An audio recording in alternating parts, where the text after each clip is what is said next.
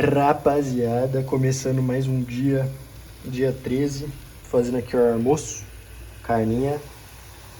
Oxi, aí lascou tudo. Carninha moída, com temperos e cheiro verde, etc. Tomate, cebola. Depois eu vou juntar tudo, fazer um... Vou mostrar o resultado aí pra vocês depois. Mas é isso, começando da melhor forma, comida top e já volto. Aí, rapaziada, esse é o resultado.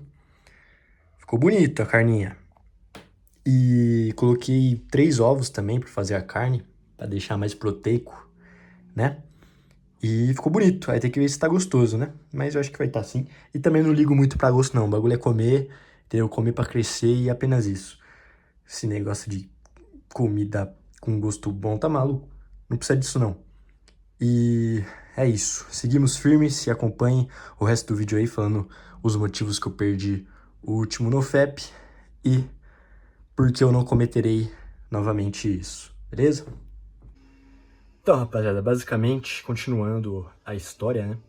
No episódio anterior, no vídeo anterior, na parte 1, eu falei mais ou menos ali a história de como que eu fiz o NoFap, como que eu descobri, como que foi minha jornada e alguns motivos também para eu ter começado.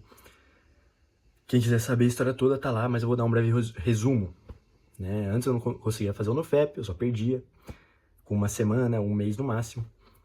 Chegou uma hora no trabalho que eu tava de saco cheio de perder. Eu falei, chega, eu vou colocar uma meta de ficar pelo menos 3 meses nesse desafio. Isso foi no trabalho mesmo. Aí dei prazo de 3 meses e falei, agora eu vou focar. E foquei. Mais ou menos uma semana depois eu sofri um acidente, isso me fez ficar parado, eu não conseguia fazer nada porque o meu ombro doía demais.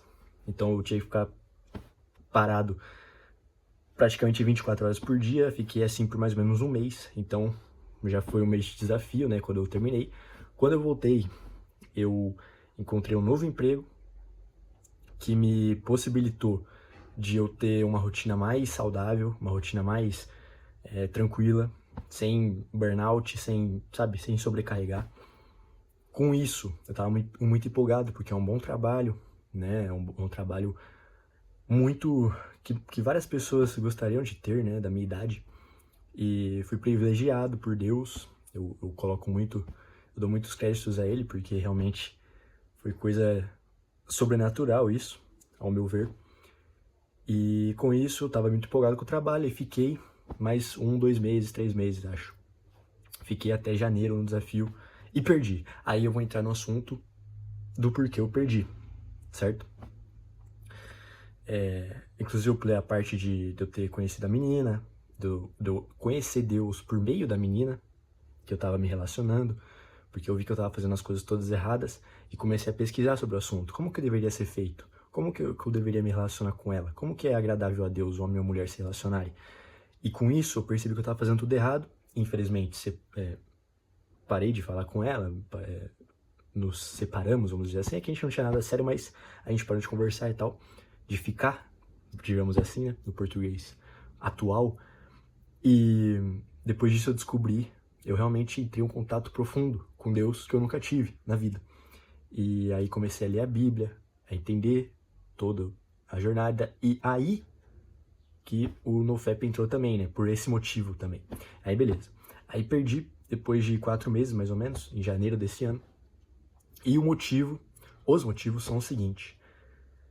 O motivo principal, tá? Já vou entrar nele. Falta de Deus na vida. Eu me distanciei de Deus. Então eu parei de focar na palavra, eu quebrei a rotina, sabe? Eu lia a Bíblia todos os dias sem falhar, eu rezava todos os dias sem falhar, e comecei a baixar essa frequência. Então eu não lia tanto a Bíblia mais, não rezava mais. E isso foi cada vez mais me enfraquecendo. E nessa quebra de rotina, eu também não fiquei meio sem hora para fazer as coisas, então eu dormia sempre no horário, eu acordava sempre no horário. E com a quebra disso, ocasionou isso também, porque teve um dia que eu tava cansado do trabalho. Isso não é motivo pra nada, mas cheguei em casa, Aí fiquei até tarde na internet, isso eu não fazia há muito tempo, eu sempre seguia a rotina certinho, todo santo dia, mesmo que fosse minha folga, eu seguia a rotina, dormia antes da meia-noite, acordava sempre 8 horas. E nesse dia específico não, eu fiquei lá, mexendo no celular e, e vendo coisas que eu não deveria. Na verdade, 1 ou 2 semanas atrás, eu, eu dei um vacilo, que isso também foi um gatilho muito forte, porque eu tava sem o contato nenhum com pornografia, com nenhuma imagem, assim, eu tava evitando o máximo, há 3 meses mais ou menos. E aí, 1 ou 2 semanas atrás, 1 ou 2 semanas antes de eu cair, eu tinha visto uma coisa que eu não deveria, né? Não vou entrar em detalhes, mas coisas pornográficas, enfim. Só visto. Aí eu percebi o que eu tava fazendo, parei e continuei minha vida. Inclusive, nesse mesmo dia eu fui muito mal no meu trabalho. Eu errei muito no meu trabalho e levei as consequências por isso. Passou 1 semana, 2, isso ficou na minha cabeça. Isso ficou na minha cabeça porque eu tinha visto, e quando você vê, você imagina, e quando você vê, você pensa. E ficou nisso por semanas, até que chegou esse dia. Que a minha mente já estava matutando isso há muito tempo. Eu fui lá e pesquisei de novo. E nesse dia também eu não estava próximo de Deus. E foi isso eu não tive forças para resistir. Eu simplesmente me deixei levar. Eu não estava no momento presente. Eu estava querendo só satisfazer as minhas próprias vontades e não estava percebendo isso. Eu não lembrei dos mandamentos, eu não lembrei dos motivos que eu comecei. E aí fui deixando levar, e caí, né? E muito se dá por esse fato de eu ter parado de focar, parado de estar no momento presente, de evitar essas coisas ao máximo, de perceber quando eu tava fazendo coisas erradas e parar na hora, entendeu? Esse gatilho de eu ter visto coisa que eu não deveria e ficou na minha mente aquilo, muito também influenciou. Então, assim, esse foi o meu grande erro. Eu ter me descuidado. Essa é a palavra. Porque quando você tá no momento presente, no aqui e agora, que é normalmente no começo do desafio, ou então quando você tá fazendo uma coisa nova, isso é muito forte, isso tá ali, presente todos os dias. Agora, quando vira rotina, você tá na monotonia da vida, você esquece. Você não vive o momento presente, você deixa se levar por coisas que não deveria, e você não pensa, não relembra que você não deve fazer aquilo, que aquilo vai te fazer mal. Normalmente os pecados, eles acontecem assim. Você começa a fazer uma coisa pela força do hábito, ou então por algo que você às vezes não tá nem ali, sabe? O seu corpo pede, você atende e você nem percebe. E aí você, não percebendo, isso desencadeia você continuar e você não lembrar dos motivos que você começou, do porquê que aquilo vai te fazer mal. E assim, normalmente é o pecado, qualquer pecado é assim, principalmente na imoralidade sexual, mas qualquer pecado, se você for ver, é assim, da raiva, da ganância, da inveja, qualquer coisa, entendeu? Então, basicamente foi isso, mas foi um grande aprendizado pra mim, né? Agora eu tenho certeza, aliás, eu me reforcei que eu não posso pisar em falso em nenhum momento.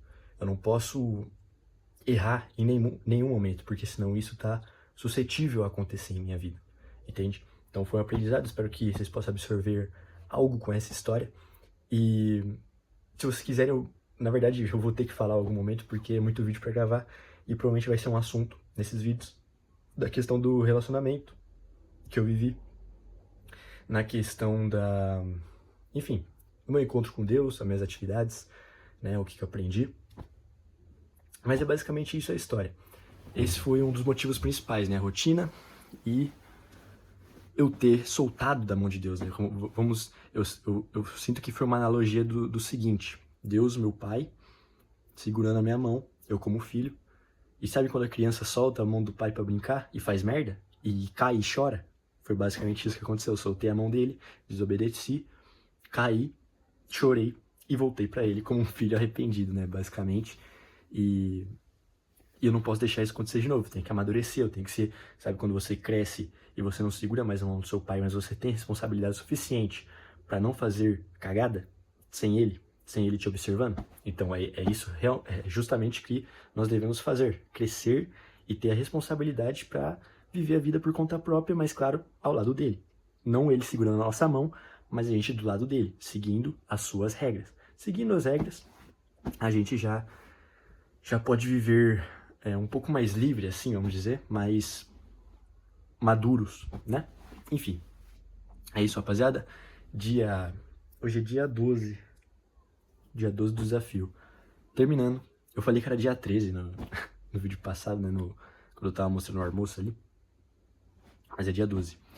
Terminando, tamo junto, mais um vídeo, deixa aí no comentário o dia que você está, e tamo junto.